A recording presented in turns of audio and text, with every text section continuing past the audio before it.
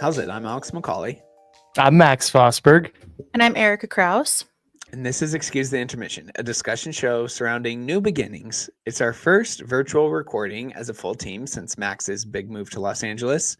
We will get a full update on his new surroundings, have a discussion about another new chapter in the Marvel Cinematic Universe, talk a little bit about some recent trailers, and catch up on everything else movie related. A busy episode that gets underway on the other side of this break.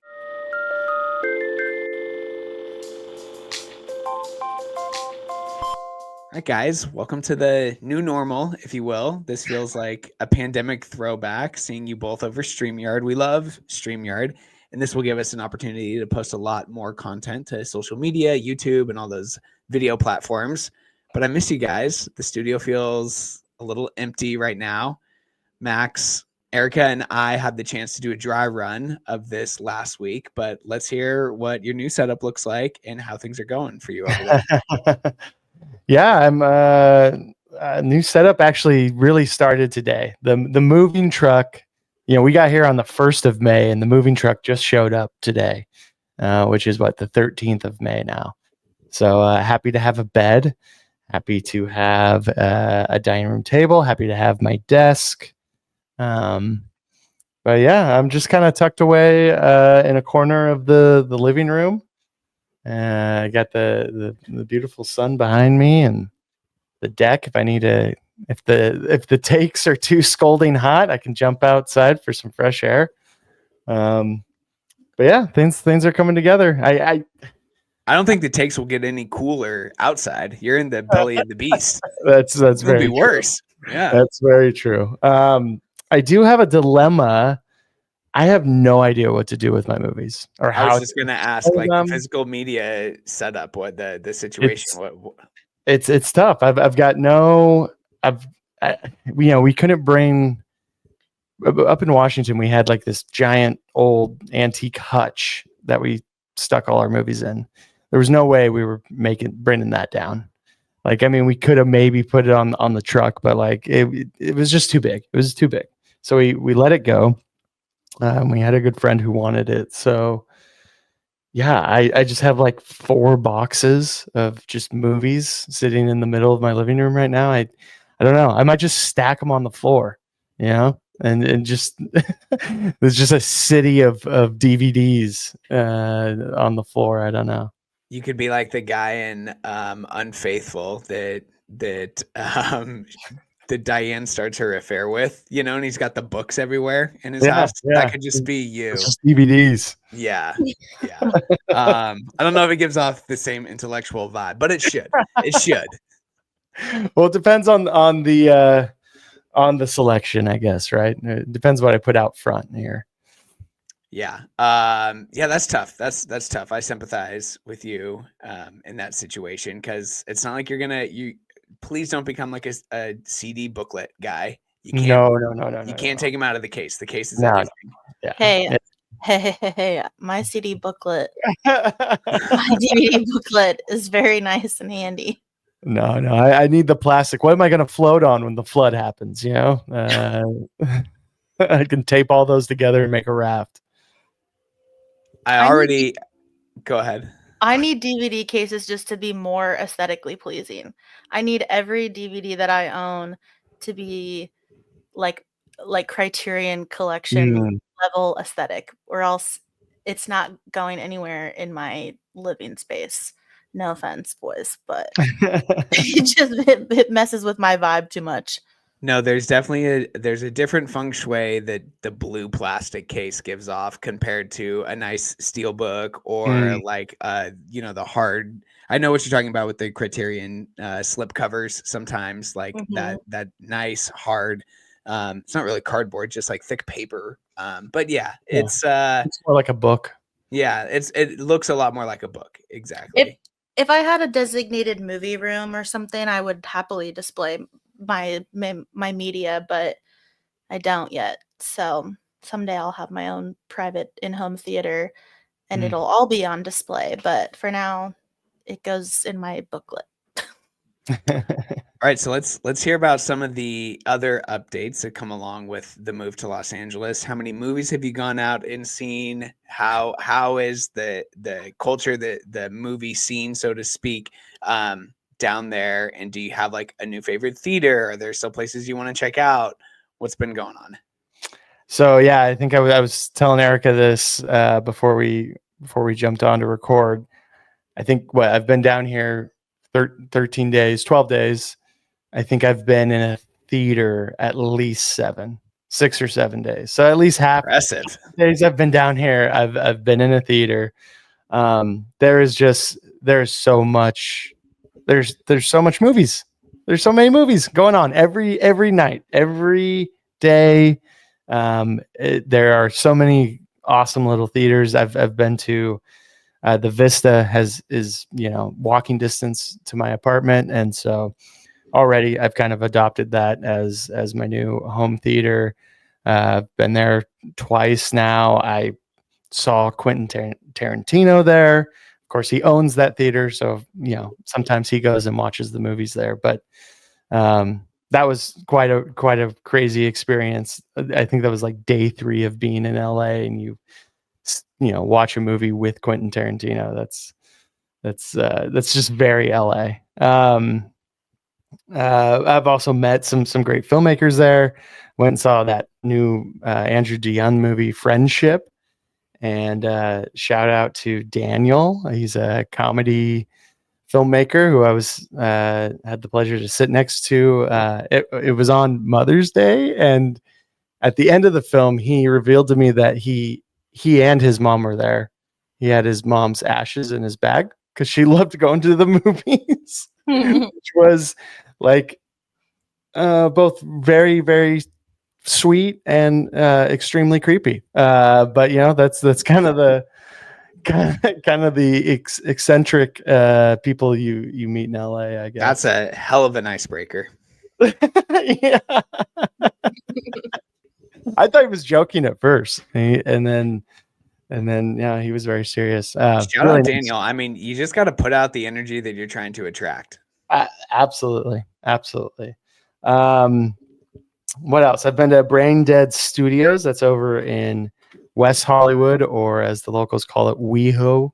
Mm-hmm. I gotta get that right. Went and saw Heat, our beloved Heat, which was amazing on the big screen, a packed theater. That's the other thing. Every movie I've been to, just packed, just like people to the front of the theaters. Erica looks like a proud older cousin right now who like has experienced all this stuff, and she's hearing about it, like reliving her glory days. No, I miss the packed theaters so much. It's really fun. Even when I moved from LA to Austin, going to Alamo Drafthouse all the time, the theaters were always packed. Yeah. And and then that didn't happen in Denver. But yeah, Well, I mean, I would die for a packed theater, like consistently, not like just once in a blue moon for some big. Even when we saw Sinners, there was like 10 people there. Like, I need to be filled to the brim. Yeah. Erica, I did have my first Alamo experience. I saw that. And tell us all about it. Listen, 2 out of 10. 2 out of 10? No kidding. The food made me sick. The food made Kaylee sick. Oh. I thought the theater was kind of small. I thought the attendant was pretty rude. Tough. It was a tough first Alamo experience. I was really looking forward to it. We went to another dine-in theater called Look, I believe. Look Theaters. I think that's what it was called. And that one was like kind of, I think, up in like Burbank area. Mm-hmm. A lot better, a lot nicer, a lot bigger. Yeah. I don't know if you've ever been to that Alamo downtown LA. I have once. And so my experience with Alamo is now I've gone to Alamo in every city I've lived in, obviously except for Washington. But when I lived, it was right before I moved at the very end of 2019. Alamo downtown LA had opened up like it was very new. And I remember it, yes, being very small and just not really like I didn't really know. Well, I had been to Alamo once before in Austin when I went to visit before I moved there. And I had an amazing experience. It was so fun. I was like, oh my gosh, this is so cool. And then, yeah, the one in LA was like, it was okay. It's like that. You have to go to the South Lamar location in Austin, Texas. And that, because that's like, I'm pretty sure that's their OG location. I mean, Mothership. Alamo Draft House is Texas, you know, and it really is amazing there. And then even when I went to Alamo in Denver just recently, even it was very just it was okay. I mean, I don't want to like shit on Alamo, but I've just had some really great experiences in Austin as opposed to like other places. So I'm sorry, that sucks. It was cool. Got to see a new David Cronenberg movie on the screen. That was pretty cool. Other incredible theaters there too. So. Oh my gosh, yeah. I still need to go to the Egyptian. I definitely want to go like on the studio lots and see the movies there. I also went to the Los Feliz 3, which is a very like historic old theater. Really, really cool. That's the other cool thing about these. I mean, all these places are very historic, but like everywhere is showing stuff on film, which is really a cool experience. And it is a different experience from your regular digital projection. Like it is, I don't know. It's just, it's just a bit more enriching, which is, very, very silly to say, because who knows if it actually is, but it's fun. Tell us about like how like what you're experiencing down there as far as like film promotions too, because when I lived there, like you had texted us before, like there was, they're advertising for Final Destination all over the place. I know. Corner. Yeah, it's every corner, every bus stop, when you're driving around the city, all you're looking at are as advertisements for shows or movies, and it's just wonderful. It makes you feel good while you're driving around. It's either those two things or like weird Scientology posters. I live very, very close to the Scientology headquarters, the big blue building. I lived right across from the Celebrity Center in Los Feliz. Yeah. Literally right across the street. Yeah. So that's really interesting to walk by and experience and look at every day. But yeah, blood, like something like Final Destination, it and I don't know, I'm sure maybe we'll touch on it later, but like Early Word is one of the best movies in the series coming, which is really exciting. So that's really cool. But you are just like, you are pressured in the paint here, with all of these movies, Thunderbolts stuff. Like I said, Bloodlines. Did you guys know there's an Indiana Jones style adventure movie starring John Krasinski coming out next weekend called Fountain of Youth, and Natalie Portman? John Krasinski, Natalie Portman, called Fountain of Youth. I didn't know about that until I moved here. I'll be curious if you see any fun, like sometimes they'll do like really interactive advertising all over LA. Like I remember when It came out and they had like red balloons, like just random places. And LA is really cool. Like you really are like you're in the heart of it all, right? And they definitely make you aware of it. I did see some Reddit video or Instagram video where Sebastian Stan was running around LA putting up posters of the Thunderbolts, but with its new title. I don't know if you guys have been spoiled with that, but yeah. So yeah. There's tons of things. Just it's always in your face. I found a really cool video store today, like it's a rental house, but also sells stuff. Just like decked from floor to ceiling in DVDs, Blu-rays, 4Ks, VHSs. It was it had like the old, even like the shelving was very Blockbuster, and like the flooring was like that old carpet with like little, you know, star drawings on it, and like the, you know, the galaxy or whatever.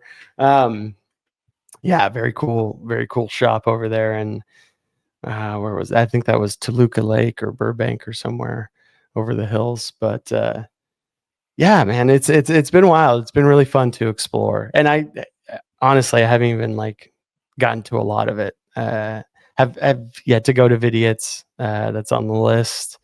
I got to find something there that none of the showings have really stood out to me yet. But yeah, it's been really fun. Good.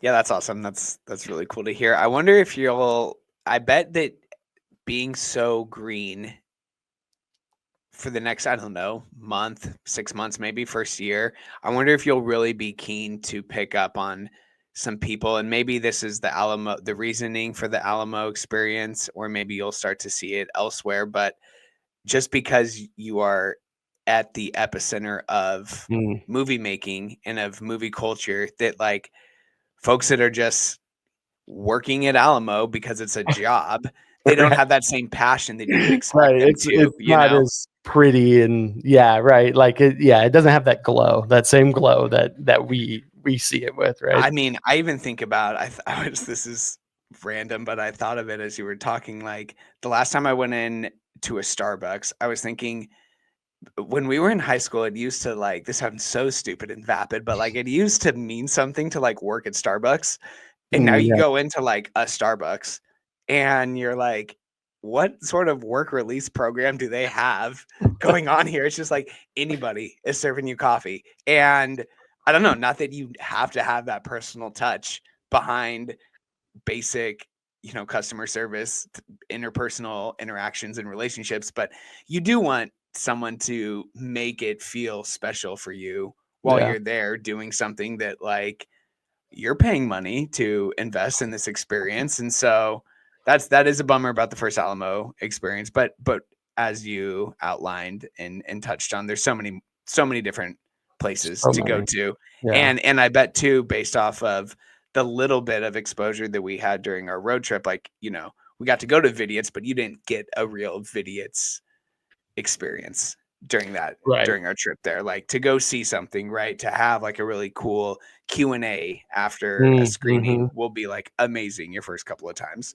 Totally. Every time It was something at the, you know, the Academy Museum Theater, right? Like, I went to the Academy Museum on, gosh, was that last Wednesday, I think, because they have a really great Bong Joon-ho exhibit open right now. Really cool. And just like tons of his storyboards. He's so freaking detailed for all of his movies. Each like wall is a different one of his movies. But yeah, that place is stunning. And I look forward to when I get to go see something in their theater. Well, I'm glad that you mentioned Thunderbolts, because transitioning into some movie news now, I would say the most noteworthy box office thing to report on within the last 2 weeks since we've been apart is the surprise hit that Marvel released over the first weekend of the month.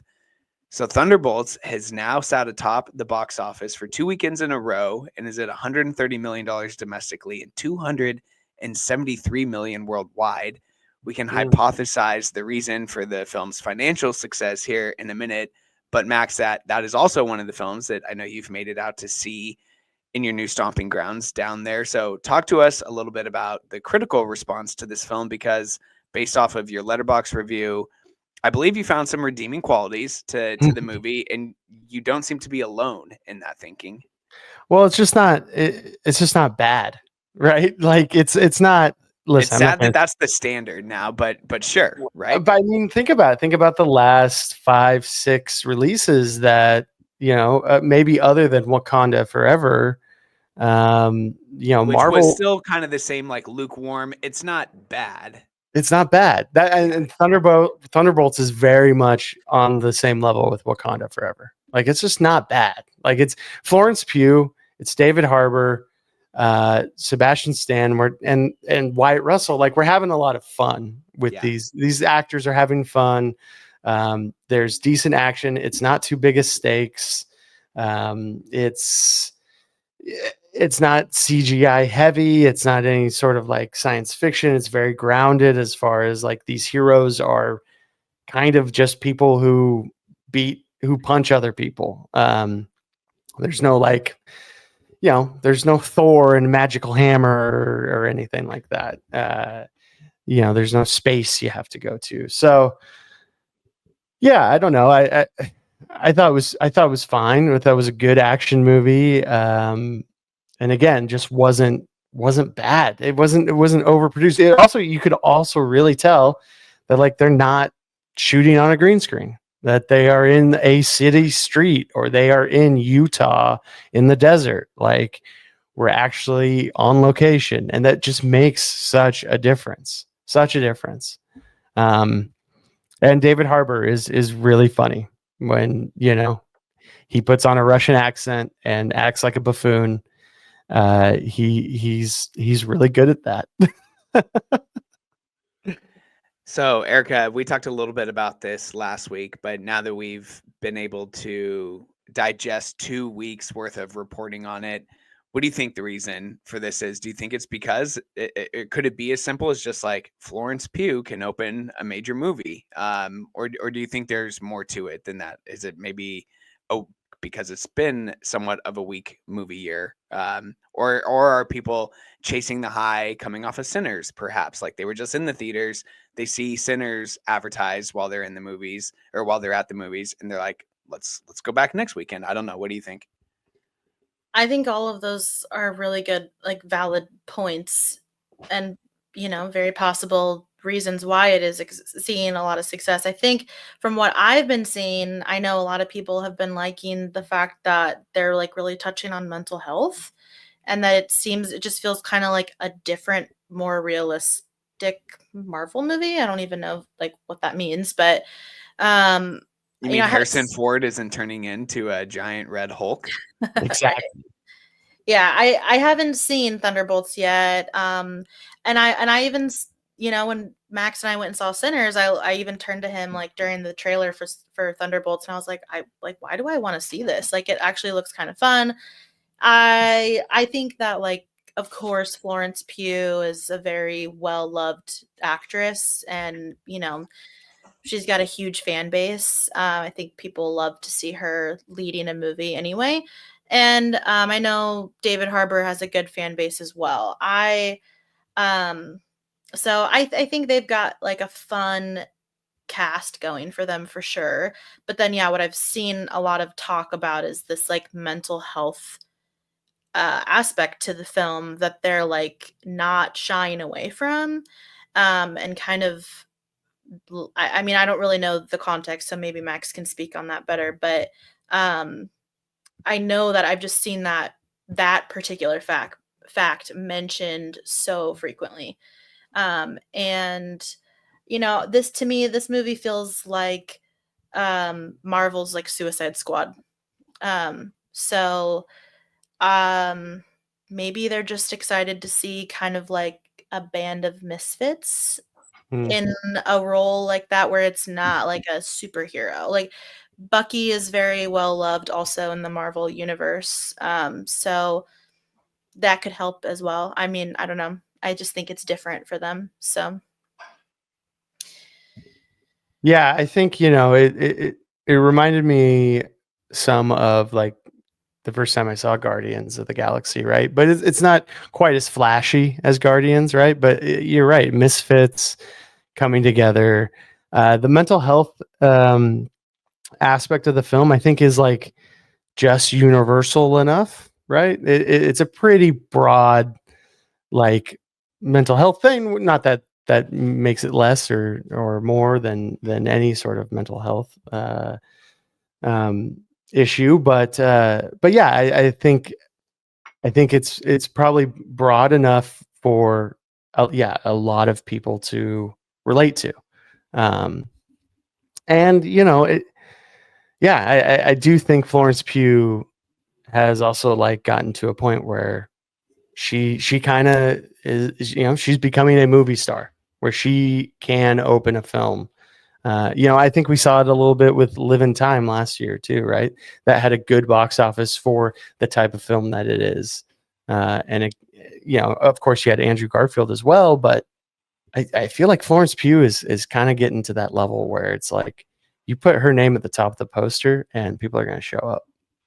People just love her like outside of film too. She's a very well-liked person. She's very present in like, social media and lots of, her interviews are always super entertaining. I just think that there's not a lot of, she doesn't have a lot of haters. So somebody like that who has a strong like public presence is going to naturally draw in a pretty large fan base to their films. Yeah, she definitely does everything that a movie star needs to do to be a celebrity in 2025. And David Harbour is a lot. You can say a lot of the same things about him. He is as sort of a, like the fun drunk uncle type of figure to a lot of people, and that's based off of his work in Stranger Things and what was the Santa movie that came out a couple of years ago that became like a Violent Year or whatever. Violent Night, maybe. Violent Night, yeah. That sort of became an instant cult classic. Like he has so much charisma to his work that I think that works as well. Also, too, I feel like with having a run of stinkers there, Marvel really put a lot into the marketing of this film, and they're actually seeing that pay real dividends right now, because I can't watch an NBA playoff game right now without seeing like 5 different Thunderbolts ads or commercials or banners that run across the scoreboard on the actual court. So like they are doing a ton to market this film right now. And so I'm sure that whatever the budget is, they spent half, if not more of that on the marketing as well. And so you always like to see when that actually pays off for a film and you actually in a studio actually like backing their product. Whereas like with, I don't know, Captain America, whatever the one was that came out earlier this year, it felt like once that movie was released, they just backed away. They wanted nothing to do with it.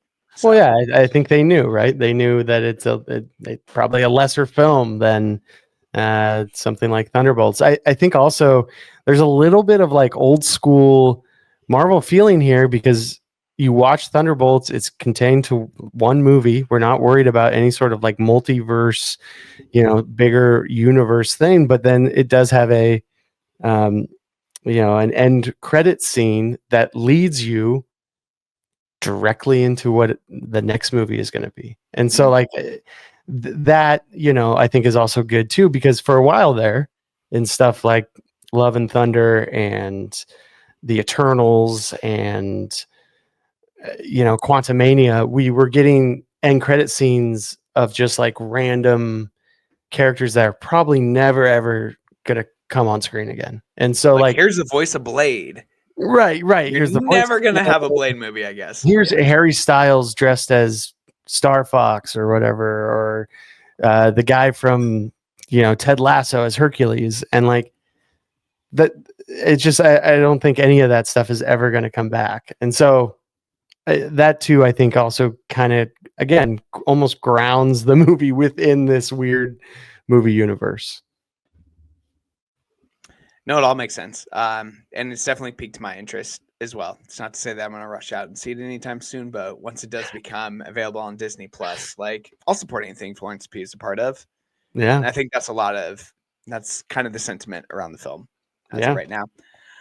Okay. So there's a lot of other movie news, including some trailers that I want us to all touch on here. I sent out a list. So if we could kind of do some reactions to some of these. I broke my cardinal rule of actually watching trailers for this segment. So which was actually kind of fun. It was fun to watch, especially the teaser trailers that we got for some of these films, to be able to actually like get even more excited for something that I was already anticipating, like Highs to Lois. So we'll start there. This is obviously the new Spike Lee film that we're getting this summer, starring Denzel Washington. I believe it's the 6th film that they will be collaborating on. Most recently, we saw them work together in Inside Man, a fantastic film. But of course, this goes all the way back to Malcolm X and Mo Better Blues and He Got Game. So something that is tried and true, this partnership between actor and director.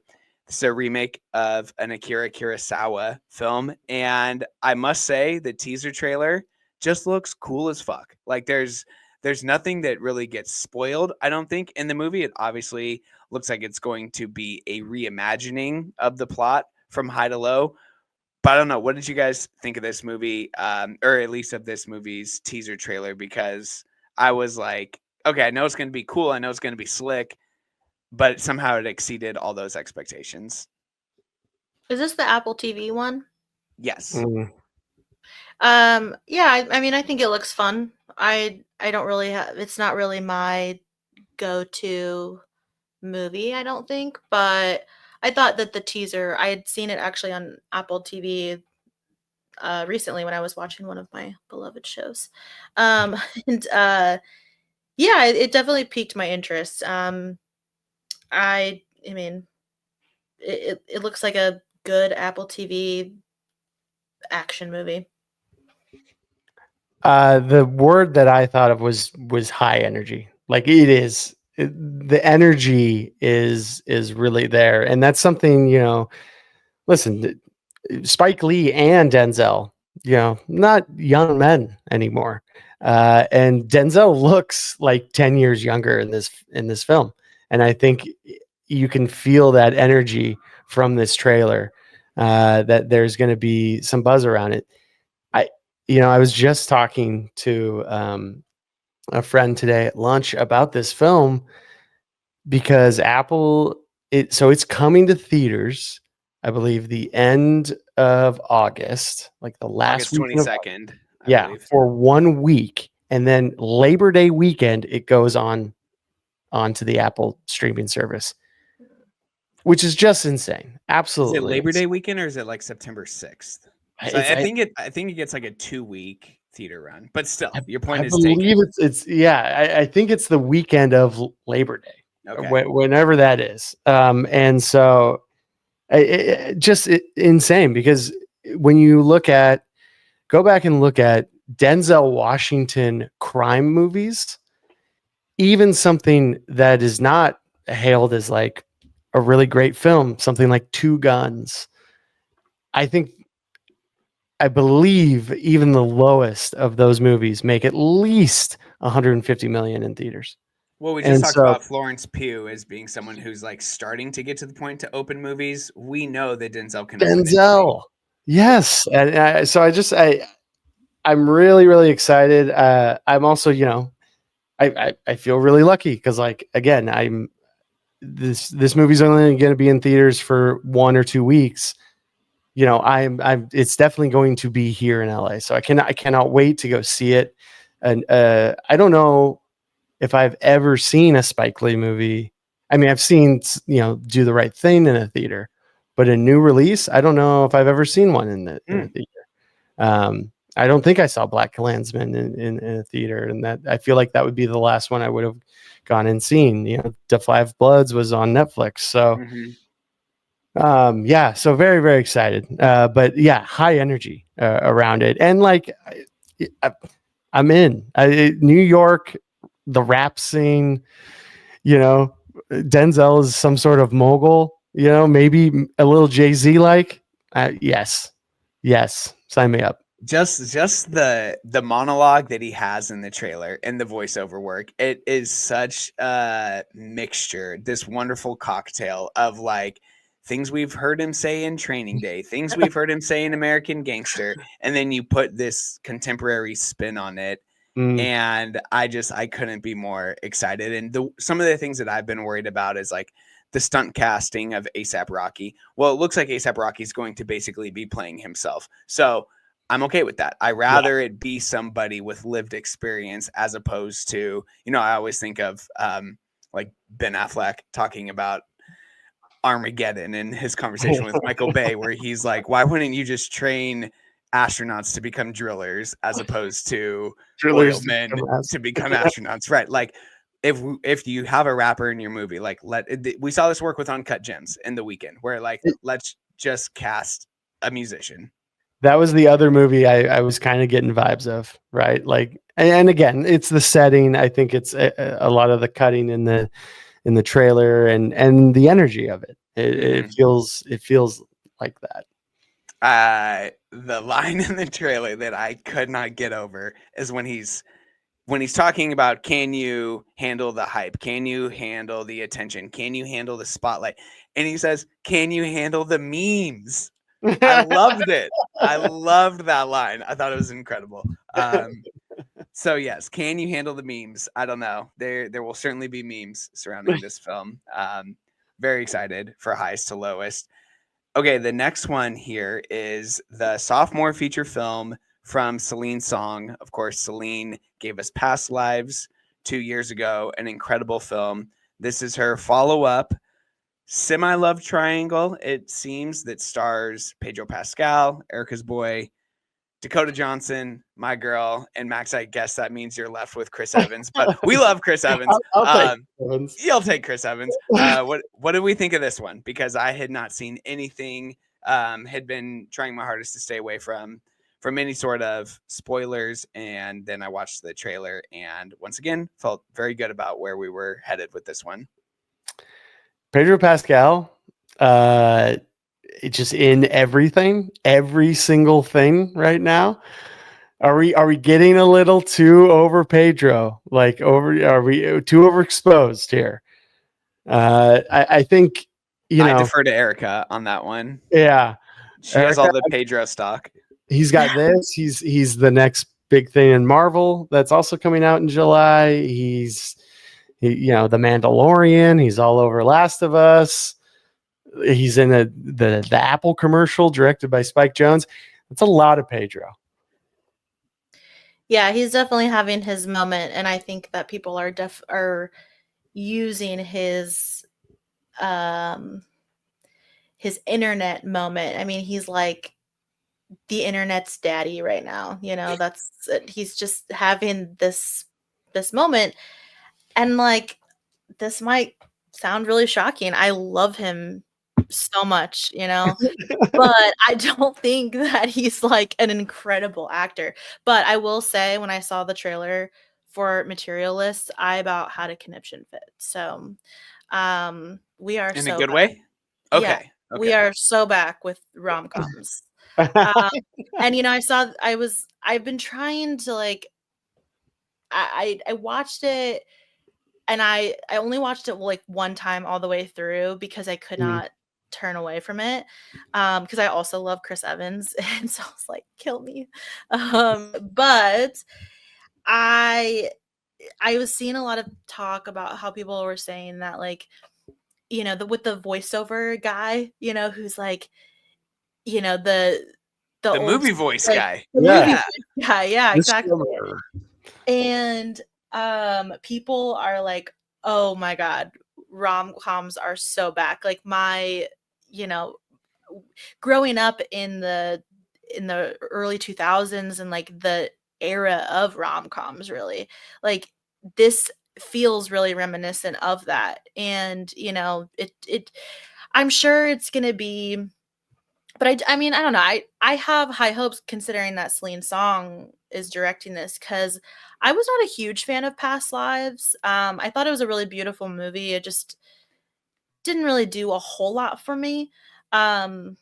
This looks so different than that, like Past Lives was so serious and like soft, and this just feels like I'm in the early 2000s and we're doing a rom-com. Like, Dakota Johnson is a matchmaker, and of course she's never found love herself. It's just we need this. I know, and I love it. I love shit like that. It's corny, but I think it's in the right hands. So I'm all in. I've been all in for this movie. Yeah, a mid-budget original story by an auteur filmmaker. I'm in. I will also say Chris Evans really needs this to hit. Yeah, he does. The guy hasn't done anything really since Captain America except like some crappy Netflix movies. He really, really, really needs this. Yeah, I think that we need this as a collective. I think Chris Evans needs it. And I do think that because there is a tone shift, it seems like I think Celine Song, she doesn't need this, but I think it's exciting that she's already throwing, like she's still going out there with her starting stuff, like we've seen what her fastball looks like, but she's not pigeonholing herself into making that like super serious type of film that will get her like the director version of typecast is just making like a sad sweeping romantic drama. It's like, okay, because this movie feels so self-aware. When I was watching the trailer, I was like, do they get what they're doing right now? And I'm like, oh, they absolutely get what they're doing right now, even just the way that the trailer is cut and presented. And so I do love that about it. I would say that Dakota Johnson needs this too, coming off of Madam Web, but like Dakota Johnson knew what she was doing with Madam Web, so she doesn't need this. Dakota Johnson's like untouchable. And so I am really, really excited for this film, and also too for the fact that it's not going. At least I don't expect it to be, but like this isn't going for any awards bait. This isn't going to try to be a follow up to Past Lives in that sense, where it's like I'm going to try and outdo what I did on my last film that was so successful. So again, just all around green flags. Yeah. It feels like it's for the fans, like I know that I see a lot of talk on social media of just how we as women especially really want like the resurgence of rom-coms and like that how we felt in the early 2000s and how we all just kind of gravitate towards that. And it's almost like Celine was listening and she's like, I'm gonna like you said, this is not trying to be like anything more than it really is. I mean, who knows, but especially with the presence of the movie guy, like the trailer guy or whatever, it does feel like this is for fun. This is a fun, like there's a big community on online right now of women who are really into like contemporary romance, and we see that in like the book talk community. And we all are kind of searching for these fun, like really lighthearted romance stories. And we're kind of getting that from books right now. And so it's almost like Celine was like, noted, I'm gonna make a movie like that just feels a little corny and a little unrealistic. And you've got this like perfect man who's like older and rich and everything, and it's like so book coded right now, like especially if you like were tapped into like what books are popular right now too with women. And I'm not saying men can't read these books either, but like I think that it really feels like she's paying attention, which that's where it's exciting about this movie. Yeah, and I think it'll be a great test case for that mid-budget adult film, right? If people come out, if Erica, if you take all your friends to this, 6 times, we're gonna get more movies like this. So let's get out in the theaters. I'll be there for sure. Well, exactly. Celine, not only, I think you're exactly right, Erica, she's taking all that stuff to heart and she's saying, I'm going to put all my, I'm putting all my cards out there on the table with this one. It's going to be with big movie stars. It's going to be in theaters. This isn't going to be like them making a Bridget Jones sequel that goes straight to HBO Max or something like that. Like this is going to be a movie that hopefully opens big nationwide. So it's awesome to see. Okay, what's next on our list? What should be, I think, the final Conjuring movie, The Last Rites. Oh God.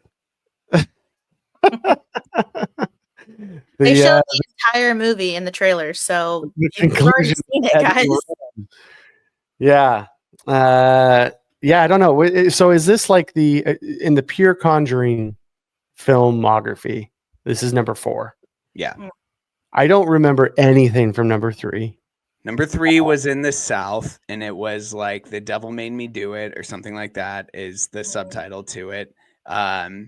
And it was a pandemic film that wasn't that bad. Okay. Certainly not on the level of Conjuring 1 and 2, which I think are stone cold classics. Right. There's fatigue to this franchise that I feel like is unwarranted, and I blame the Nun. It's all on the Nun. Oh, The Nun has driven so many people away from the Ed and Lorraine expanded universe because you already know I'm the world's biggest Annabelle. Annabelle, yeah. Just give me everything. La Llorona. Give me La Llorona mixed on.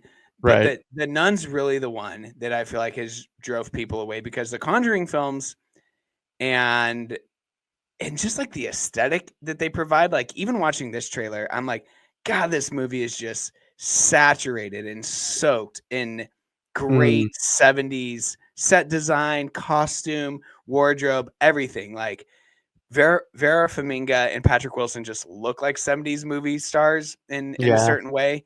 And so, although I do agree with Erica that the trailer gave us way too much exposure, it was also just like a greatest hits of what I want to see in these films where like it starts with The Room and the Patrick Wilson voiceover where it's like, you don't touch anything in this room. And it's like, yeah, okay, here we go again. Guess what? We're going to touch stuff. We're going to touch stuff because that room is perfect. I mean, we've said this from the beginning is that like you could just make it like it could turn into episodic TV. Like you could do a Twilight Zone series on every single piece that is in that room. And so I don't know, like, you know me, I'm in when it comes to the Conjuring franchise. I don't know who's directing this film. I'm sure that'd be very easy for me to look up and find out here real quick. I don't know if it's James Wan or if any of the series, if any filmmakers from the series are coming back to work on this movie. But yeah, I don't know. I support Patrick Wilson, Vera Farmiga, the Conjuring universe. So I'm tepid, but I am excited about this one. Looks like Michael Chavez, which unfortunately he is the director of The Nun. Oh no! And La Llorona. But he is. He did the last Conjuring. The Devil Made Me Do It. So, yeah. I will say the poster on Letterboxd, red and black, going hard. Love it. Love to see the red. Love to see the black. Very First Omen-ish. Mm-hmm. The First Omen, Barbarian. I feel like 2 years ago, long or legs. A year ago. Yeah, long. Yeah, maybe it was just last year. Yeah, that there were so monkey. many great red and black. Strange posters. Darling, isn't that red and black too? Yeah, I don't know, man. I listen. I will see the Conjuring movie. I like Conjuring movies. Gives me a good reason to go back and watch Conjuring 3 because again, like I just don't remember anything from that. But I do kind of hope this is, it says the tagline is prepare for the end. Like I'd like to see Patrick Wilson and Vera Farmiga like get into some other projects here. Patrick Wilson for a second I thought was going to be like our next leading man. And it's been really fun that he's put a lot Scream King. Yeah. It's been fun, between Insidious and these movies. But man, Little Children is so good. Like, can we come back? I felt the same about Vera too, coming off of The Departed and even her work in this really fun, like garbage crime movie with Paul Walker called Running Scared. She was having a moment there before she got so invested into this franchise as well. She's also, just a mom and doing her own thing outside of Hollywood, which is great as well. And so in a metal band. the fact that he does come back for these movies, I'm appreciative of. But this is exactly. I think this film has an August release date. This is exactly what I want. Like in the dog days of summer, is just to Oh be yeah. able to walk into a cool movie theater on a hot summer day. This is like the perfect 5 o'clocker, and just kind of go back, like you were saying, like go back into this universe for what is, and I agree, like hopefully the last time. I think the well has run dry. Part of me is just like, this is the creative bankruptcy that I always complain about when it comes to horror films, where why not just take whatever this true case file is from Ed and Lorraine and just adapt that into something that you can say like, oh, this is based on true events or whatever, but it feels original. It's not attached to an IP property. Mhm. Would that be better? Probably. But at the same time, this movie's probably going to make $100 million. So more power Yeah, to it. that's true. That's true. All right. We also, is that it for our trailer list? I'm trying to think. Honey No. Don't, which I haven't seen. Honey Don't. So this is the new Margaret Qualley film, It's and another Chris Evans film too, right? Chris Evans as well. So you have not watched the trailer for this I one? have not watched it because it's a Coen Brothers, right? Is it Ethan? Ethan. It is Ethan. Yeah, I was almost going to say Joel, but it's Ethan. So talk about another one where like you have different people coming into this film at different times in their career, because Drive Away Dolls, I know there's fans of that film and supporters of that film, but like a miss. I think it's safe to say it's just like a miss overall. So, and that was also with Margaret Qualley. So I feel like there's an energy behind this film that's like, let's do it. Let's try this again. Let's maybe get it right this time. And then we already touched on how Chris Evans, going back into original storytelling is what we've wanted to see for a really long time, because when we get glimpses of it in something like Knives Out or Snowpiercer, he can be phenomenal. Yeah. He looks this. I'm watching it right now on mute. Yeah. He looks funny, and Charlie Day is in here. I love seeing him in a supporting role. Aubrey Plaza. I do love Charlie Day. It I feel does. like this is another one of those trailers that just showed way too much of the movie, though. Well, this is the problem with trailers, and this is why it's like blasphemous for us to do this, because you could tell me that it's a Coen brother movie, or it's one of the Coen brothers, it's Margaret Qualley, and it's Chris Evans, and I'm there. Yeah. Yeah. So again, it's not the movie's fault that the trailer is showing us everything. No, not at all. I don't know. I can't say. Just every trailer needs to be a teaser. Just a teaser. Right. Like Heist to Lois was perfect. Yeah, right? I'm just trying to watch teasers now. That's all I want to watch, if I do watch a trailer. Yeah, this is already, I mean, we've been going on here for almost 2 minutes, and there's at least a minute left. Like, I just don't understand that. Yeah, you can pull the plug. Pull the plug. Yeah, I will. But yeah, it does look a lot like what was the other movie he did? Drive Away Dolls. Yeah. It'll be really interesting. I believe he wrote it again with his partner. Well, the next movie I wanted to talk about is Weapons, which also has an August release date. I think it's going to be a great August this year for horror. Yes, Weapons looks. Weapons. I haven't watched a trailer for this one, but I'm in. I mean, again, another one of those movies where you really just need to know that it's Zach Cregger's next movie. He's the writer director of Barbarian. He is the writer and director of Weapons. The trailer doesn't really give a whole lot away, other than it is about a teacher's class that every single student wakes up one day, they walk out of their house and into the woods, never to be seen again.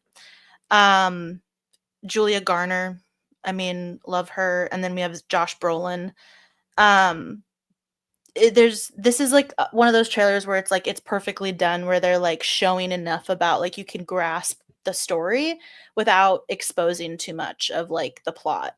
And I think this is definitely one of those movies that to look out for this summer. Just being a huge fan of Barbarian and like the impact that had on the horror community when that came out a few years ago, I think that this is a movie to be excited about for sure.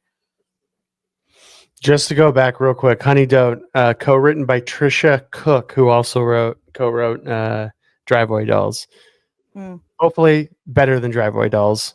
We will see. But again, like another mid-budget movie here that maybe, maybe it hits in the right way.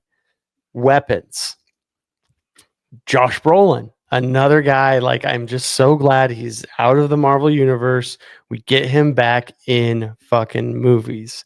And the teaser trailer is perfect. I don't need to see anything else. It looks like it could be a very intense, unsettling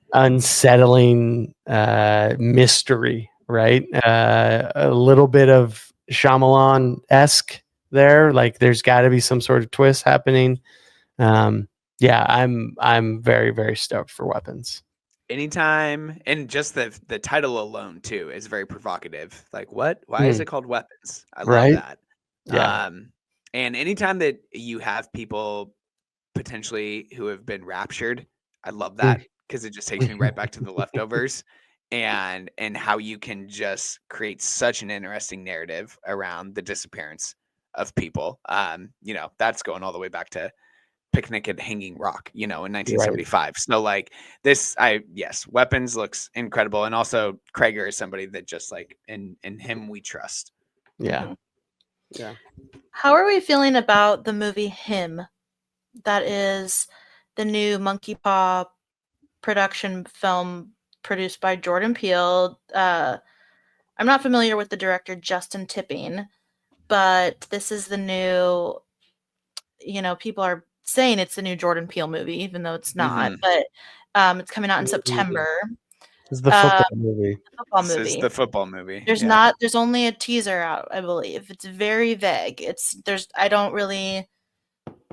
I feel like it's being like marketed as horror, but it's not really like giving horror. But I'm wondering if it is going to be horror. Like, I don't know. I'm curious to hear your thoughts if you've seen or heard of it. Alex, it reminds me of what was that? It was a short film we saw at I believe at Tacoma Film Fest about like a workout. Prep.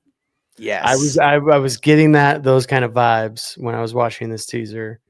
I did not know a teaser was out of this. I need to watch it. Yeah, again, like intense. Visceral. I want to read the tagline really quick because it says greatness demands sacrifice. Yeah. Terror strikes when a promising young football player gets invited to train at a team's isolated compound. This is definitely horror. Like, I have to believe that it is, but I mean, I could be totally wrong. But it also has Marlon Wayans in a dramatic role, which I mean. When's the last time you saw that happen? So Requiem. Always very exciting. Yeah. Fox. Love to see and Julia the Fox. return of Julia Fox, perhaps. Yeah. It feels like this film is coming out at a time that is very ripe for a lot of social criticism, and of course, with it being a Monkey Paw production, you have to assume that there's going to be a lot of social commentary involved in this. Whether it's trying to be an indictment of the NFL, of influencer culture, of perhaps something even more heavy, as in like, I wouldn't be surprised if there are things in this film that remind us of what's been happening in the news with someone like Sean Combs or even Jeffrey Epstein. Like it could have a little bit of that. What was the Zoe Kravitz film last year? Blink Twice. It could have some of that energy in it as well. I'm getting like culty vibes from it. Yes. Somehow. Yeah. So So definitely interest is peaked on this one as well. It's just so interesting that, and I think we talked about this on our most anticipated episode back in January, but we knew that there would be so many films that get announced later on in the year that just weren't on our radar at all. And here we are now being able to anticipate and hype up some of these movies that I think we're complete blind spots to us back when the year first started. Yeah. And that's the best thing. That's the best thing about doing this pod, right? They just come out of nowhere. Yeah. Yeah. Max, you shared a screenshot, a still photo, if you will, of the new David O. Russell film. Could you expand on that a little bit? Yeah. Is this a 2025 release? Do we know? I believe it is. I think it is. Let me pull it up here. The title of the film, I believe, is just Madden. David O. Russell. Is that Christian Bale? Does not have a. Yes, it is. Of course, it is. Christian Bale is David O. Russell's boy. Yeah. Doesn't look like it has a release date yet. But yeah, there was a still photo of Nicolas Cage, who is playing John Madden. He was a successful football coach, Hall of Fame football coach, who then became the voice of football for over 40, 50 years. And of video games. and video games, which are still going strong. So yeah, Nicolas Cage is going to be transforming into John Madden, and Christian Bale will be playing the owner of the LA Raiders. I believe that they were the LA Raiders then. Al Davis, who is also known as just like a evil, like Darth Vader or Emperor, an evil emperor figure. Yeah. He's like the George Steinbrenner of the NFL of football. Yeah. John Mulaney. Just win, baby. John Mulaney is also in this movie. Catherine Hahn, Sienna Miller. So we know we are going to get some accents. Which Sienna, always good for an accent. Very, very excited about that. But yeah, I don't know. I mean, David O. Russell, I know, Alex, you are a defender of Amsterdam. I was just talking to somebody about I Heart Huckabees a week ago. The man has some certified bangers in his career. Yeah. And Fighter, I don't think we've ever seen him do I guess The Fighter is a sports movie. Which, of course, won Christian Bale an Academy Award. Yeah. They just, in this still photo, I mean, they look cartoonish, but that's how those guys looked back in the 70s. So I'm just excited. I'm excited for the performances, Nicolas Cage, he actually just released a movie down here in LA called The Surfer. I've heard talk of this, which is kind of like this weird action, sad dad action movie with a young filmmaker. And I've heard some interviews with him and how he just he's at the point of his career where he has to, the projects he picks have to really just excite him, creatively, in a performance way. So if you're going to let him run wild as John Madden, I'm in. Boom, baby. Boom. I hope it's a 2025 release. Because if not, then I'm worried that it gets dumped in, the first quarter of 2026. Right. Which isn't to say I wouldn't welcome it in the middle of February. But it would be fun to see them. I mean, David O. Russell movies usually try to play towards award season. If you're smart, you'll put it out right at the beginning of the NFL season or right in the middle. Right? I mean, point. Yeah. Come on. That's marketing 101. Call me up, I can already see the Sunday Night Football promo spot for it. Hello. Yeah, that's a great call there. Okay, so unless there's anything else as far as trailer news goes, we do have Cannes Film Festival coming up, and I do think that it's worth talking about. Has it started already? I do think that it's worth talking about here just because of what we've seen over the past handful of years, really going back to 2019 and Parasite, where the films that compete for the Palme d'Or at Cannes, that festival's highest award, typically, I think the only exception is Julia Ducournau's Titan, which is ironic for this year's slate of films, but typically compete for Best Picture at the Academy Awards. And as we've just seen with Sean Baker's Anora, and going back to Parasite, and there's a few others in there, can win Best Picture at the Academy Awards. There's almost a direct correlation here. So just looking at the movies that are highly anticipated from this year, we have Die My Love, a film that we've already talked about, Lynn Ramsey's new movie that we've been anticipating for a long time, Eddington, Alpha, the new Julia Ducournau film that is an A24 release, The Phoenician Scheme, and then Nouvelle Vague, which is the new Richard Linklater film. So are there any of those films, or maybe something else not on my radar in listing of those films, that you think could contend this year, not only for the Palme d'Or, but do we think there's a Best Picture winner sitting at Cannes this year? I mean, I think we have to take whoever wins the Palme. I think you have to take serious. The Academy Awards, as the voting body becomes more international, as maybe the ceremony, the celebration of of the films seem to get smaller, right? For more smaller films, for more independent film. I think whoever wins here this week, and the festival started today, May 13th, when we're recording this. So by the time it comes out, it'll be a couple days in.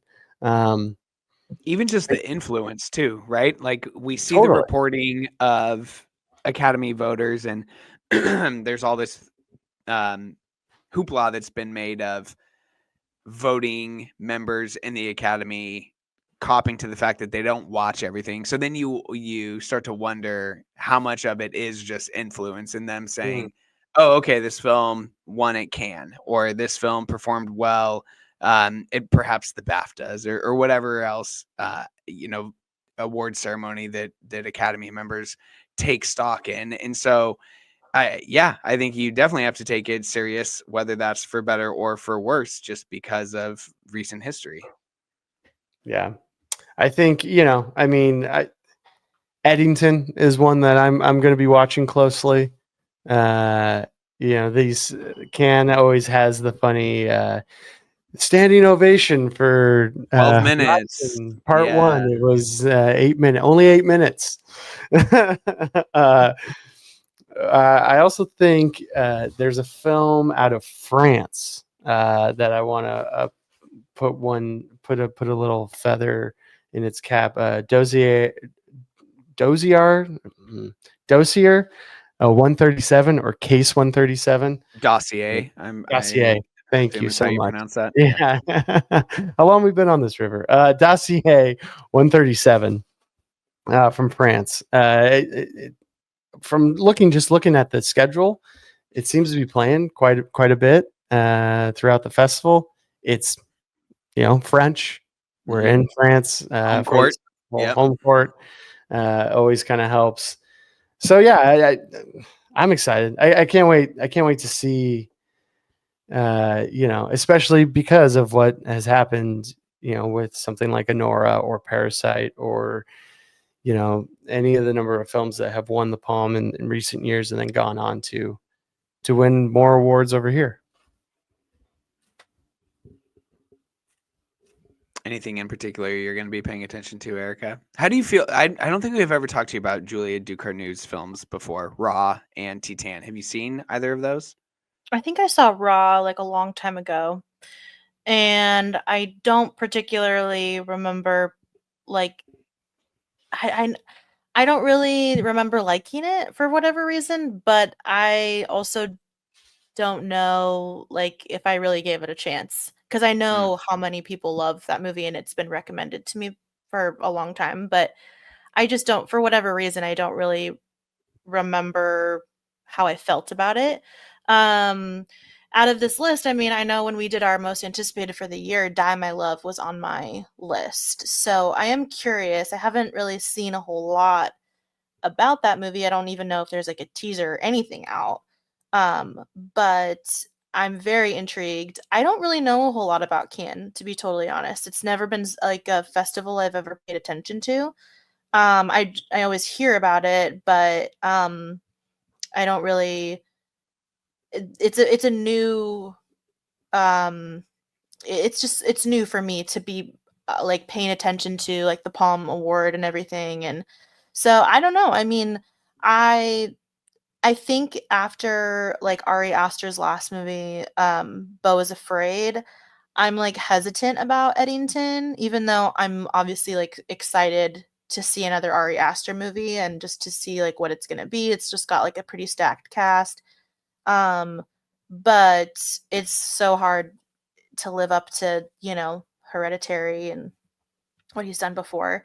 And so I don't know. I'll be curious. I do agree that like whoever does win the Palm is we should be paying attention to that, like in the film community, because it can be telling of like once award season comes around again, and kind of piecing together that that pattern that there might be, especially since the success of Honora last year. So Ari's sense of humor is just so acute. It's so sharp, I feel like, and it always makes me wonder if his films are set up to be processed and like fully appreciated in the moment, or if he is just like destined as this, and you could say this about favorite guy. exactly. You could say this a little bit about Robert Eggers as well, but I feel like his films have started to break through with awards bodies just sooner than Ari's has. And again, I don't know why. It's something that we do in pontificating about movies, is that we always just like pair those two together, and we're just like, these guys are destined to be compared, their careers for eternity. But like I just think that there's something about not only how smart and how sharp and how detailed something like Hereditary and Midsommar were, that when you look back and you wonder, why didn't Toni Collette get nominated? Why didn't Florence Pugh get nominated? Or the set design or the costumes for Midsommar or something like that. And then Beau is Afraid kind of being received as this like this mixed bag, this financial disaster, really. And then like something that was critically just sort of like lukewarm, but then I think people have already come around to saying like, no, this is about as good as it gets as far as being like a Black comedy. And there's so much social commentary on mental health that he was sort of like poking fun at. And with this movie, and now with Eddington, I'm not sure exactly what themes he's going to be going for. As Joaquin Phoenix as the sheriff of a small town. I don't know. I know there's a trailer out to this film. Max, have you watched it? Erica, have you watched it? I don't know what the vibe is for this It's a movie. teaser. yeah, And it's set in May of 2020. So it's dealing with the pandemic, which is really interesting, I feel like, right? I don't know if a movie has actually went straight into that yet, right? I don't think a movie has touched that yet. To be like a criticism of like perhaps, or just like we're setting this during the pandemic of 2020, the COVID pandemic. There's definitely been movies that have acknowledged it for sure, but it is. Yeah, I mean, I can think of like Kimmy. There was a bunch of movies that came out during the time, but I feel like he'll be combing through this with like a lot of cynicism. Mm-hmm.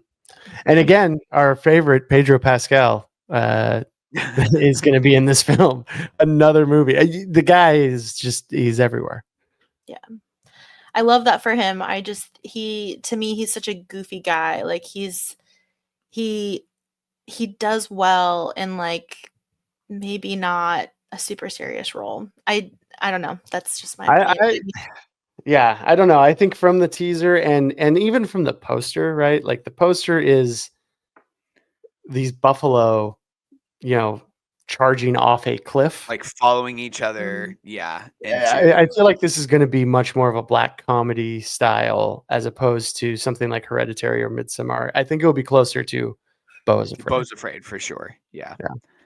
I mean, I'm putting all my stock in Alpha. That was one of my most anticipated movies last year when I thought it was going to be a 2024 release. Now that we get it in 2025, and still the release, it's playing Cannes this year. That's not to say it'll have a theatrical release here in the United States before the year's up, but this will be the third feature from Julia, and this is, I think, where we really get to see what this next new wave of auteurs, like once you get to movie number 3, like, you know, some of the people that we've been talking about a lot this year, Alex Garland, you know, and it was Men in his case. With Robert Edgers, it was The Lighthouse. With Ari Aster, it was Beau's Afraid. It's usually when they start to take more risks and start to try to do, you know, just take a bigger swing, try to tell a different story. And so with this being her third feature film, and for how much I mean, I really, really, really like Titan. Raw is one of my top 15 movies of all time. Like, that movie is just so, I don't know, maybe important isn't the right word, and that sounds like really trite to say, but I like, Raw just speaks to me on so many different levels. And so I really want Julia Ducournau to get her flowers and to have her moment. And she's already won the Palme d'Or with Titan. So, like, she's reached that mountaintop. But for her to completely transition, or maybe not transition, but translate to American audiences, I think that is still yet to happen for her. So I'm really hopeful for Alpha. And I know nothing about it, but I'm invested because of the previous work. Is Alpha a foreign language film? I'm sure it's a French film. She's a French filmmaker. So it probably won't be English as the first language, at least. Usually her movies have a little bit of a mix, a little bit of a blend of different languages. But I don't know. There's a lot to be excited for with Cannes this year. And a lot of fun stuff premiering out of competition as well. I think Highest to Lowest is actually premiering out of competition. So we'll start to get to hear kind of early returns on a lot of stuff that we've been looking forward to. Yep. And we should also note that Cannes goes until Saturday the 24th.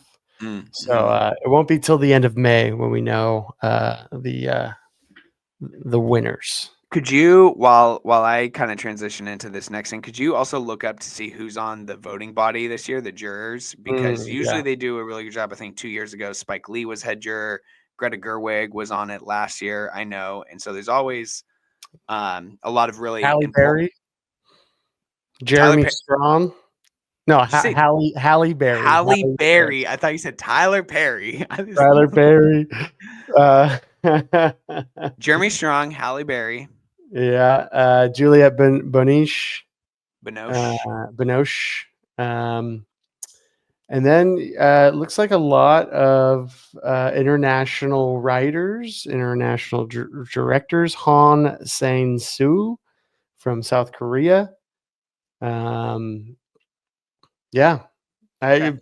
I don't know. Okay, so great. Which is exciting. Great.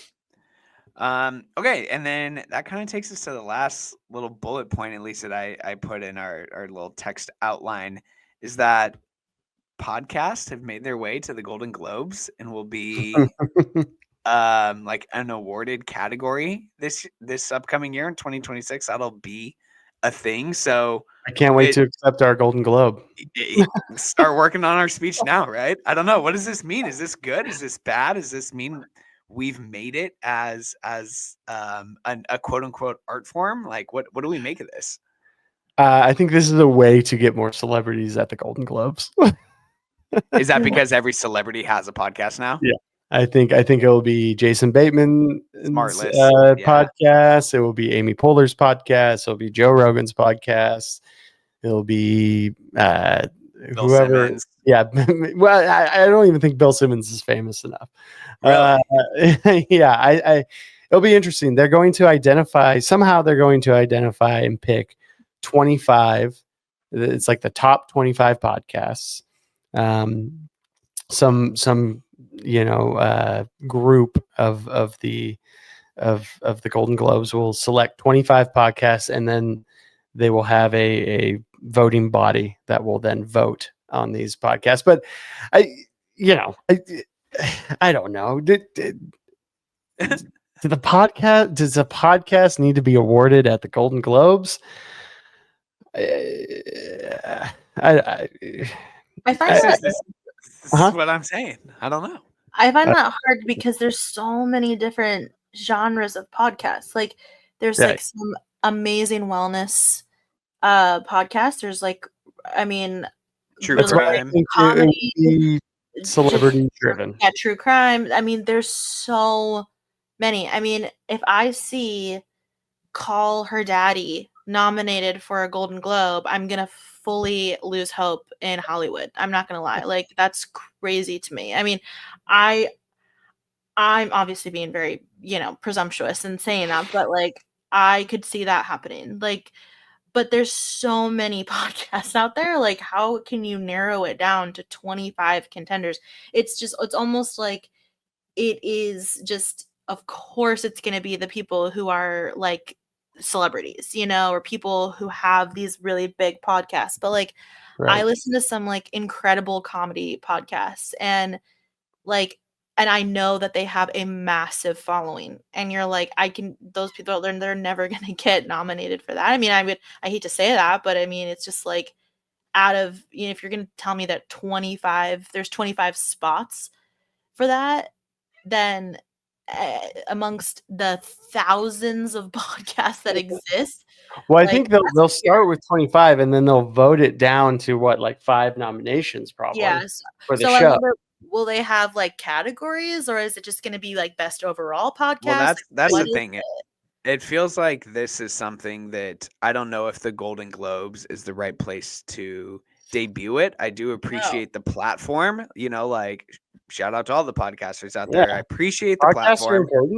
Podcasts are important too, but I do question if this is the right way, because it feels like this is just better suited for like if you told me that on December 3rd, midway between award seasons or whatever, as award season is starting to really pick up, that I could turn on Tubi or the Roku channel or one of these, even like Paramount Plus or something like that, and it would be like, it's the podcast awards or whatever, we got to workshop that title, but it could be something that they're, instead of just, acknowledging 25 podcasts, let's have 25 different categories and make a whole show out of it, so that you can have almost like your best picture equivalent to like best podcast. And that could be, they don't do that already. Yeah, right. That could be your heavy hitters. That could be,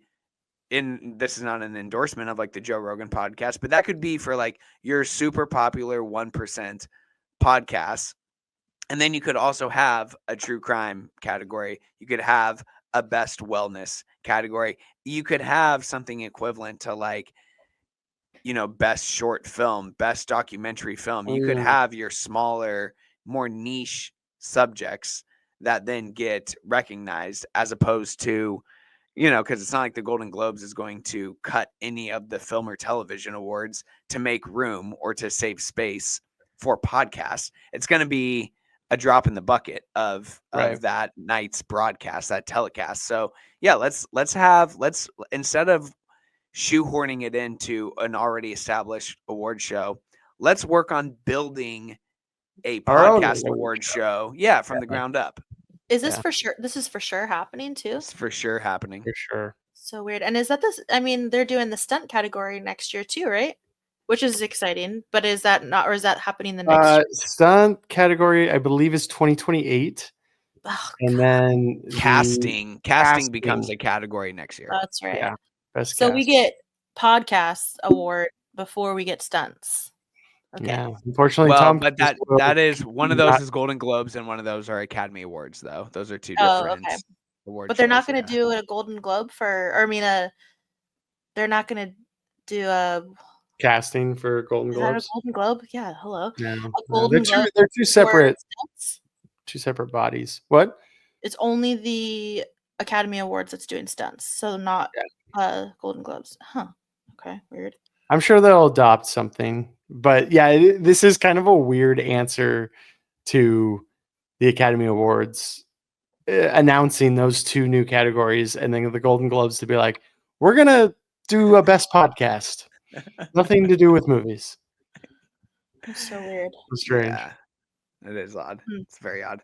I do love the idea of podcasts getting recognized. Of course I do, but I just at a film and television awards ceremony, we are not a film and television platform. I mean, I know Well, people look at us, man. We're going visual here.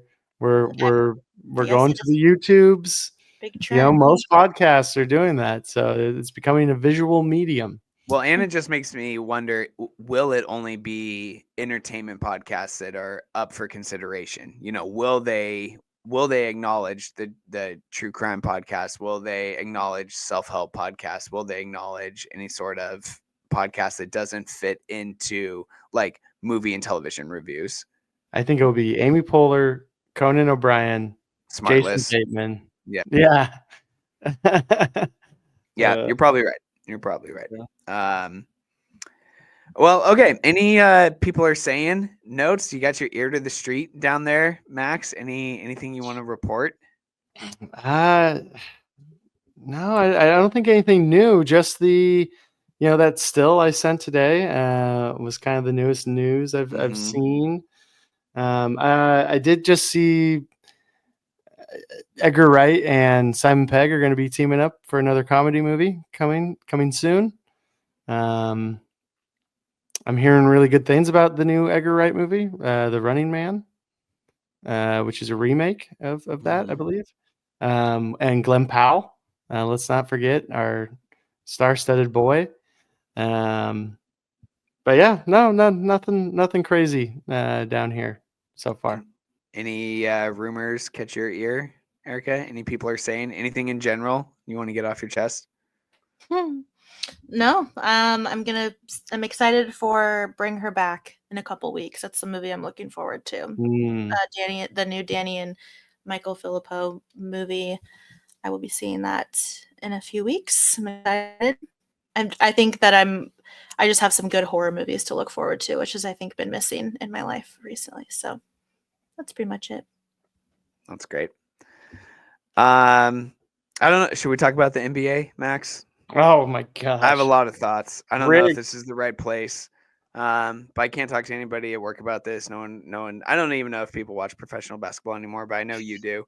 And this is the one time a week where I get a microphone in front of my face. Yeah. I don't know. Did people care this much when Patrick Ewing just like was given to the Knicks back in the 80s? Was given to the Spurs. Yeah. Wemby was given to the Spurs. Even, I mean, you could even go back. LeBron was given to the Cavs. LeBron was given to the Cavs. This is true. But was it ever so egregious as what we just witnessed? There's two things. No. There's really two things. People are saying that people are saying that the NBA is so corrupt and so rigged. And I usually don't buy into this when it comes to sports, just because you hear the players talk and they're like, no, you fucking idiots. This is our livelihood. Like, we put blood, sweat, and tears into this. There's no script to the NFL. People aren't, rigging games. Vegas can't fix games in real time or anything like that. Like, the Chiefs aren't going to win the Super Bowl 3 years in a row just so Travis Kelce can propose to Taylor Swift and have it be this whole big moment or whatever. Right. But then two things happened this week. Did you see the Draymond Green clip? Actually, that's the first thing that I want to talk about. I did not. So it's game 3 of T-Wolves and Warriors the other night. Timberwolves are up. Oh, this is the +5 thing. This is the 5.5 spread thing. Yeah. Where they call a timeout. Golden State's losing by 8. And then Draymond, he's talking about his own team. He goes, I know what they're doing right now, because he's already on the bench. He's like fouled out. And he's like, I know what they're doing right now. The spread was 5.5. Like, the lip readers have all synced it up and all this stuff or whatever. Golden State comes out of the timeout and they immediately drop a 3-point play. They miss the first 3 and they kick it right back out for another 3. They hit that 3. So now they're covering the spread because it's 5 points. And then there's okay, now maybe you're really just trying to win the game, right? You're really trying to make it back. The Timberwolves inbound the ball. There's 8 seconds left on the clock or whatever. So you figure foul, right? Crazier things have happened. Reggie Miller has scored, whatever it is, 9 points. We just saw it with the Pacers and Cleveland. We just saw Halliburton do this, yeah. Which, Shout out to the Indiana Pacers. They beat the Cleveland Cavs. Let's tonight. go. Love that. I love the Pacers. Yeah, their squad's nasty. It's so nice when you can finally root for someone like Pascal Siakam because he's out of Toronto. Anyways, but then the Warriors just don't foul. So the Timberwolves dribble out the clock. They don't even go down and like take another layup or whatever. So I'm like, okay, that is really suspicious. And then the lottery odds happen. The Dallas Mavs, with a 1% chance to get the first overall pick, end up getting the first overall pick after they traded Luka Doncic to the Lakers this last season to team up with LeBron. It totally feels like it was you do this for me, I'll do this for you. Adam Silver fixing it. Just crazy stuff. Crazy stuff in the association right now. Well, yeah, and even the Spurs getting the number 2 pick overall, which I believe they had maybe like a 4% chance. Yeah. Again, just like, I don't know. I don't know if the games are actually rigged, but man, the player movement and the building of teams sure feels that way. It does. That's all the time we'll spend on that. I just had to get that out there. We completely lost Erica. She turned around and started petting the cat. But I had to get that out there because I still love the NBA, and this year's NBA playoffs have been so entertaining. They've been so good. They've been amazing. Absolutely amazing. Like the best in 10 years, I would say. So, and I know, you and I have texted a little bit back and forth about it. So I appreciate that part of our friendship is that you've always been my basketball guy that I can go to. The Knicks are about to fucking beat those Boston Celtics into the ground. We love to see it. And I feel so bad for Jason Tatum, but at the same time, like my hatred for the Celtics goes so much deeper than my sympathy for one player's injury. It's great to see, Timothy Chalamet, to bring it full circle and back to movies, and Ben Stiller, just like, and Spike Lee. Timmy and Spike Lee sitting courtside at the Garden has like fueled. It's gotten me through. Listen, I'm going to be the biggest, laziest piece of shit this summer because I'm just like working so hard right now at work, and I'm looking for anything that I can to just like get me through the day when I'm doom scrolling on my phone after I don't know, today was like an 11-hour day. And when I see Timothy Chalamet and Spike Lee next to each other courtside at the Knicks game, and just another thing, like I'm so happy for Timothy Chalamet and Kylie Jenner's relationship because it actually does seem so authentic. But the fact that like she's not even who is in the photo, and like this is who we are choosing to highlight in these moments, is like one of the best living directors and one of the best living actors. And I just can't help but think like sooner or later they're probably going to work with each other. This is going to be awesome. It's great. It's basketball bringing people together. I don't know. It's just when your worlds collide, when two worlds collide, and you feel like things are sort of just like happening for your entertainment. It's a good feeling. Yeah, I agree. I totally agree. Just got very worked up. Okay, so what do we have next week? We have Final Destination Bloodlines coming out. Yeah.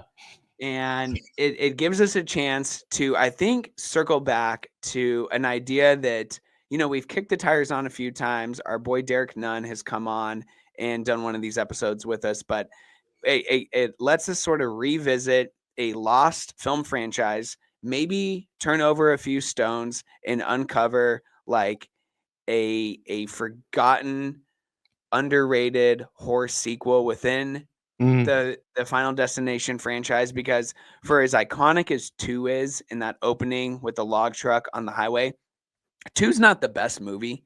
It just really isn't. All due respect to my girl AJ Cook and Ali Larder, but like 4 and 5 are pretty fucking fun. Like the NASCAR scene, that cold open is so awesome. There's a lot of good stuff in 4 and 5 that I think we need to talk about. So Lost Horror sequels are definitely back on the table next week.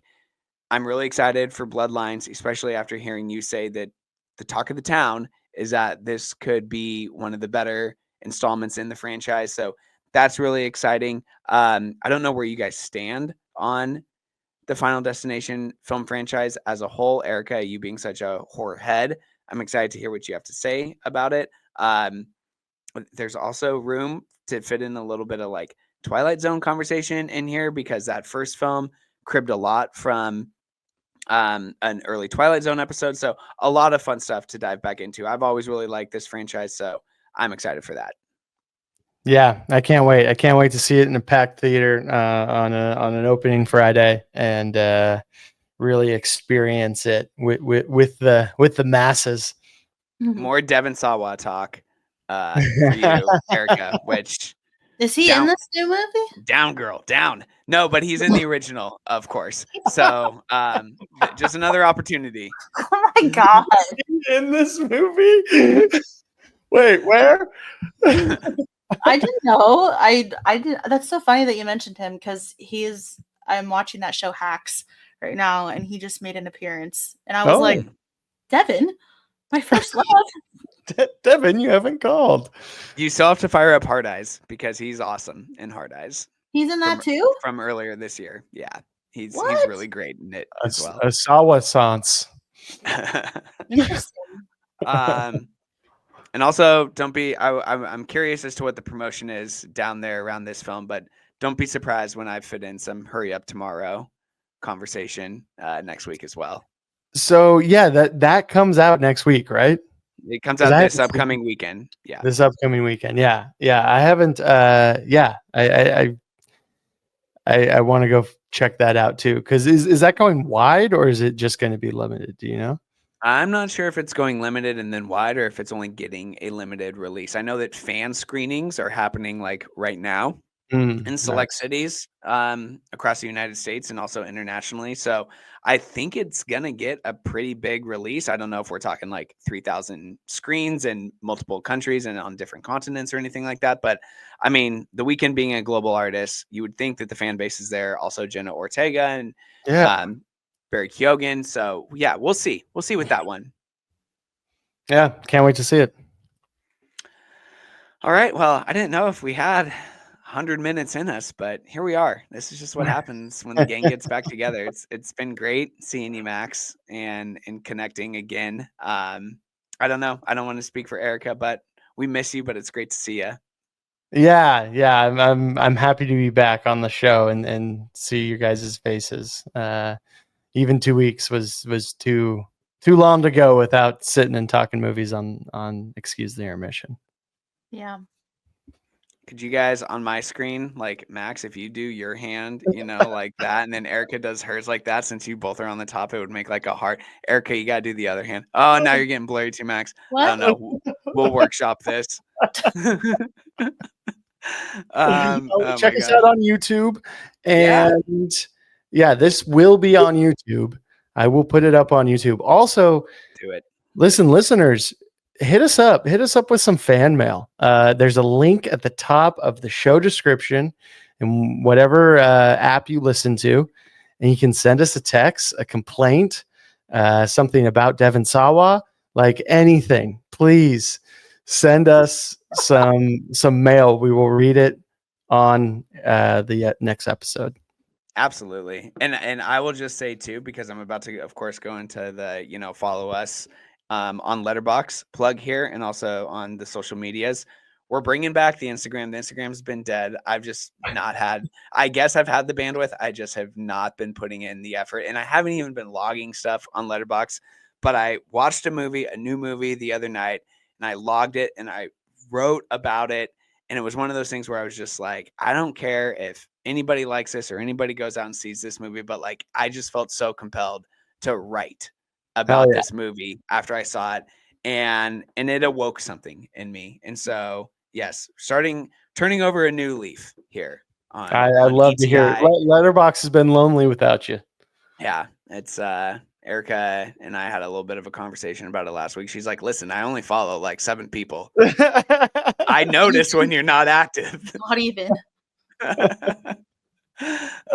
Okay, so there we are. There's our spiel.